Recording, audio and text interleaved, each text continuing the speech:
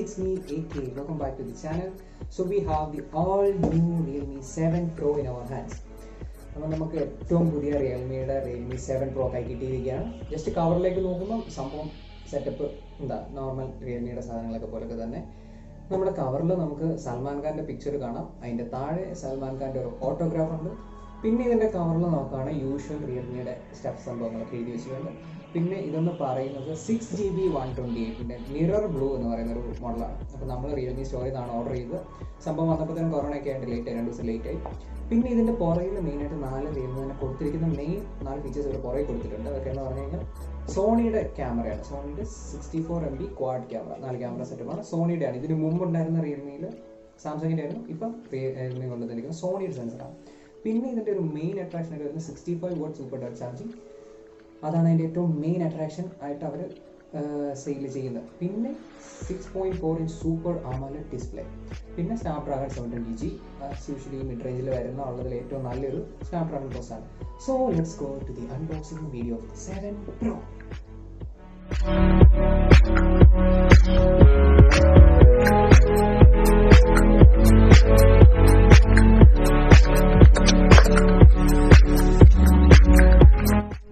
ഇതാണ് നമ്മുടെ ഏറ്റവും പുതിയ റിയൽമി 7 Pro. ഒറ്റ ലുക്കിൽ സംഭവം കിടും. ഇതിൻ്റെ ഫീച്ചേഴ്സ് ആണെങ്കിലും ലുക്കാണെങ്കിലും പിടിക്കുമ്പോൾ ഉള്ള പ്രീമിയം ആയിട്ടുള്ള നമുക്കൊരു ഫീലാണെങ്കിലും അടിപൊളി എന്ന് പറഞ്ഞാൽ മതി. പിന്നെ ഇതിൻ്റെ സ്ക്രീനിലേക്ക് വരുമ്പം സ്ക്രീന് പറയുകയാണെങ്കിൽ 6.4 ഇഞ്ച് സൂപ്പർ AMOLED ഡിസ്പ്ലേ ആണ്. അപ്പോൾ ഈ ഡിസ്പ്ലേ AMOLED ആയതുകൊണ്ട് അടിപൊളിയാണ്. എനിക്ക് റിയൽമിയുടെ ആ ഒരു കാര്യത്തിൽ റിയൽമി ഭയങ്കര ഒരു സന്തോഷമുണ്ട്. ആ ഒരു കാര്യത്തിൽ റിയൽമിനെ ഞാൻ സംബന്ധിച്ചു. ഡിസ്പ്ലേ അടിപൊളി ഡിസ്പ്ലേ ആണ്. 6.4 ഇഞ്ചാണ്. അപ്പം ഇതിന് മുമ്പുള്ള ഫോണുകളൊക്കെ കുറച്ച് സൈസ് കുറവുണ്ട്. നമുക്ക് കയ്യിൽ പിടിച്ചു കഴിയുമ്പോൾ തന്നെ ഇത് സ്ക്രീന് കുറച്ച് ചെറുതായിട്ട് തോന്നാം. ഫോണും യൂഷ്വലി ചെറുതാണ്, വെയിറ്റ് കുറവാണ്. ഒരു 186 ഗ്രാംസേ ഉള്ളൂ ഇതിൻ്റെ വെയിറ്റ്. പിന്നെ ഇതിൻ്റെ ബാക്ക് ഉണ്ടാക്കിയിരിക്കുന്നത് പ്ലാസ്റ്റിക് ആണ്. പക്ഷേ എന്നാൽ ഒരു പ്ലാസ്റ്റിക്കിൻ്റെ ഫീലേ ഇല്ല. നമുക്കിത് പിടിക്കുമ്പോഴാണെങ്കിൽ പോലും ഒരു പ്രീമിയം ഫീല് കിട്ടുന്നുണ്ട്. നമുക്ക് ഫോൺ കൈ പിടിക്കുമ്പോൾ കയ്യിൽ ഒതുങ്ങുന്ന ഒരു ഫോണാണ്. വളരെ ചെറിയൊരു ഫോൺ, വളരെ ചെറുത്. എന്നാൽ നമുക്ക് ഡിസ്പ്ലേ വൈസ് തരുന്ന ഫീച്ചേഴ്സ് വൈസ് ബ്രില്യൻ ഫോണെന്ന് തന്നെ ഞാൻ പറയും. കാരണം ഒരു വേറെ ലെവൽ യൂസർ എക്സ്പീരിയൻസ് ആണ് എനിക്ക് ഇതിൽ നിന്ന് കിട്ടിയിട്ടുള്ളത്. പിന്നെ ഇതിൻ്റെ അടുത്ത ഫീച്ചർ എന്ന് പറയുന്നത് ക്യാമറയാണ്. ക്യാമറ റിയൽമിയുടെ ഒരു രക്ഷയില്ല. 64MB ക്വാഡ് ക്യാമറ സെറ്റപ്പാണ് വരുന്നത്.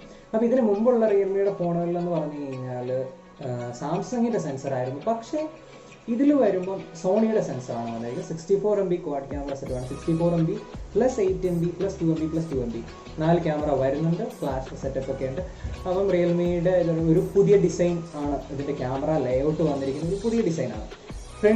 ഫ്രണ്ട് ക്യാമറയിലേക്ക് വരുമ്പം 32MP പഞ്ച് ഹോൾ ക്യാമറയാണ്. പഞ്ച് ഹോൾ എന്ന് പറഞ്ഞു കഴിഞ്ഞാൽ നമ്മൾ എന്താ പറയുക, ഇതിന് മുമ്പ് ഇറങ്ങിയ റിയൽമി 6 Proയുടെ പോലെയുള്ള പഞ്ച് ഹോൾ അല്ല, അതിനേക്കാൾ കുറച്ചും കൂടെ ചെറുതായിട്ടുണ്ട്. അപ്പം അത് നമുക്ക് ഫുൾ സ്ക്രീൻ നോക്കുമ്പോൾ അല്ല, നമ്മൾ വീഡിയോസൊക്കെ കാണുമ്പോഴോ ഒരു ഡിസ്റ്റർബൻസും അത് തരുന്നില്ല. അതൊരു മൂലയ്ക്ക് ഒതുങ്ങി അവിടെ ഇരുന്നുള്ളൂ. നമുക്ക് ഒരു ശല്യം ഇല്ലാത്ത രീതിയിലുള്ള ഒരു പഞ്ച് ഹോൾ ഡിസൈനാണ്. സംഭവം അടിപൊളി. ക്യാമറയിലേക്ക് വരികയാണെങ്കിൽ ബാക്ക് ക്യാമറ എന്ന് പറയുമ്പോൾ അതിൽ വരുന്ന അൾട്രാ വൈഡ് ലെൻസ് ഉണ്ട്, 1x ഉണ്ട്, 2x ഉണ്ട്, 5x വരെയുള്ള സൂം ഓപ്ഷൻസ് ഉണ്ട്. സെൽഫിയിലേക്ക് വരുമ്പോൾ 32MB എന്നാണ്.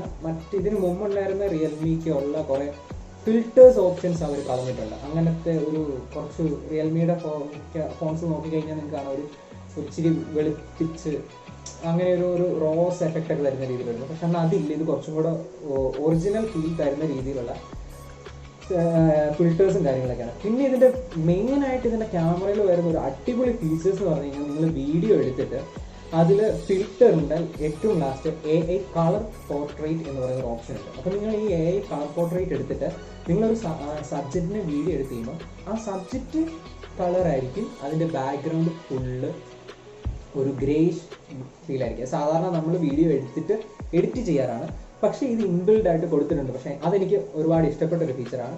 അങ്ങനെ കുറേ ഫിൽറ്റർ ഓപ്ഷൻസ് ബാക്ക് ക്യാമറയിൽ വരുന്നുണ്ട്.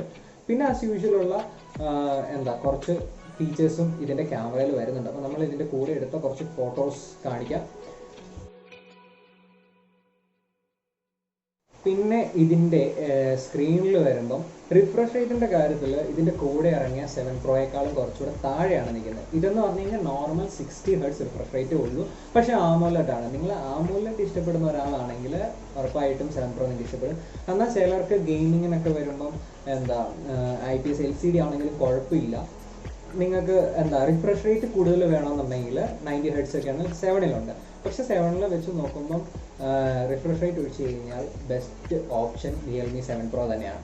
പിന്നെ ഇതിൻ്റെ പ്രോസസ്സർ വരുന്നത്, അപ്പോൾ പ്രോസസ്സർ വരുമ്പോൾ അതിൻ്റെ ഒരു വ്യത്യാസം എന്ന് പറഞ്ഞു കഴിഞ്ഞാൽ 7-ൽ വന്നിരുന്നത് ഞാൻ ഇതിന് മുമ്പുള്ളൊരു വീഡിയോയിൽ പറഞ്ഞിട്ടുണ്ട്. നിങ്ങൾക്കറിയാം 7-ൽ വരുന്ന ഹീലിയോയുടെ പ്രോസസ്സറാണ്. പക്ഷേ 7 Proയിൽ വരുന്ന Snapdragon 720G എന്ന് പറയുന്ന പ്രോസസ്സറാണ്. ഇതായത് മിഡ് റേഞ്ചിലുള്ളതിൽ ഏറ്റവും നല്ല ഒരു പ്രോസസ്സറിൽ ഒന്നാണ്. ഇത് ബെസ്റ്റ് എന്നൊന്നും പറയില്ല, പക്ഷേ ഒരു ഡീസൻറ്റ് നമുക്ക് പെർഫോമൻസ് തരുന്ന ഒരു അടിപൊളി ഒരു പ്രോസസ്സറാണ് സ്നാപ്ഡ്രാഗൻ്റെ. പിന്നെ ഇതിൻ്റെ ഇപ്പം നമ്മുടെ കയ്യിലിരിക്കുന്ന വേരിയൻ്റ് എന്ന് പറഞ്ഞു കഴിഞ്ഞാൽ 6128 ആണ്. അതിൻ്റെ ഏകദേശം റേറ്റ് എന്ന് പറഞ്ഞു കഴിഞ്ഞാൽ 20,000 ആണ്. പിന്നെ ഇതിൻ്റെ കൂടെ ഒരു വേരിയൻ്റ് കൂടെ വരുന്നത് 8128 ആണ്. അതൊരു 22,000 വരും.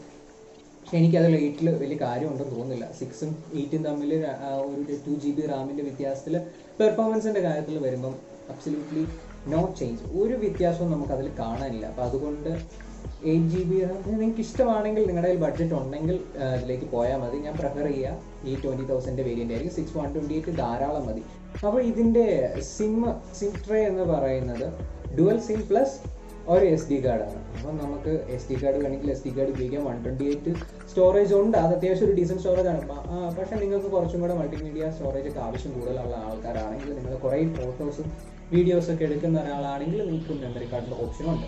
അപ്പോൾ ഓവറോൾ നോക്കിക്കഴിഞ്ഞ് കഴിഞ്ഞാൽ ഈ മിഡ് റേഞ്ചിൽ ഒരു 20,000 രൂപയ്ക്ക് താഴെ വരുന്ന ഒരു ബെസ്റ്റ് ഫോൺ എന്ന് തന്നെ ഞാൻ പറയും Realme 7 Pro. എല്ലാ കാര്യത്തിലും, എല്ലാ ഫീച്ചേഴ്സിൽ വെച്ച് നോക്കുമ്പം ഉള്ളതിലെ ഒരു വാല്യൂ ഫോർ മണി എന്നൊക്കെ ചോദിച്ചു കഴിഞ്ഞാൽ ഓക്കെയാണ്. പൈസ 20,000 അത് നിങ്ങളുടെ ഒരു വിഷയം. ഇപ്പം നിങ്ങൾക്ക് 20,000 രൂപ കയ്യിലുണ്ട്, ബഡ്ജറ്റ് ഉണ്ടെങ്കിൽ നിങ്ങൾക്ക് മേടിക്കാൻ പറ്റാം എന്ന ഒരു ഡീസൻറ്റ് ഫോണാണ്. പിന്നെ ഇതിൻ്റെ ഫീച്ചേഴ്സ് എല്ലാം ഞാൻ പറഞ്ഞു. നിങ്ങൾക്ക് ഇഷ്ടപ്പെട്ട് കഴിഞ്ഞാൽ ഞാൻ സ്ട്രോങ്ലി റെക്കമെൻഡ് ചെയ്യുന്ന ഒരു ഫോണാണ്. ഇപ്പോൾ ഉള്ള മാർക്കറ്റിലുള്ള 20,000 രൂപയ്ക്ക് താഴെ വരുന്ന ഒരു ബെസ്റ്റ് ഓപ്ഷൻ തന്നെ ആയിരിക്കും Realme 7 Pro. അപ്പം നിങ്ങൾക്ക് എൻ്റെ വീഡിയോ ഇഷ്ടപ്പെട്ടെന്ന് ഞാൻ കരുതുന്നു. വീഡിയോ ഇഷ്ടപ്പെട്ടെങ്കിൽ നിങ്ങൾ ലൈക്ക് ചെയ്യുക, എൻ്റെ ചാനൽ സബ്സ്ക്രൈബ് ചെയ്യുക. അപ്പോൾ ഇനി അടുത്തൊരു അടിപൊളി വീഡിയോ ആയിട്ട് വരുന്നവരെ it's me signing off. Bye bye guys.